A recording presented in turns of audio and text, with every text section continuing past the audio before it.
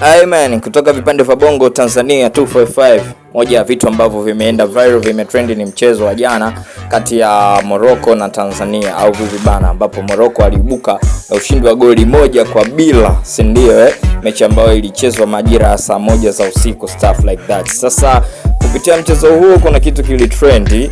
Aliyetrend ni refa ambaye anajulikana kama Baobao Traore, raia wa Mali, huyo ambaye alichezesha mchezo wa jana. Sasa mchezo wa jana baada ya kuchezeshwa, akaibuka mchekeshaji maarufu hapa Tanzania anajulikana kama Mr. Mwanya na kumdia moja kwa moja rais wa FIFA Gianni Infantino na kumwambia bwana, dear president, my name is Mr. Mwanya from Tabata, Tanzania.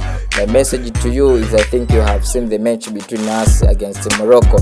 Waraka wake ulikuwa mrefu kidogo, lakini mwisho akamalizia welcome Tanzania, we shall meet, au vipi bana, shall meet again. Hivi ndivyo ambavyo jana Tanzania walinyimwa nafasi ya penalty dhidi ya Morocco, au vipi bwana.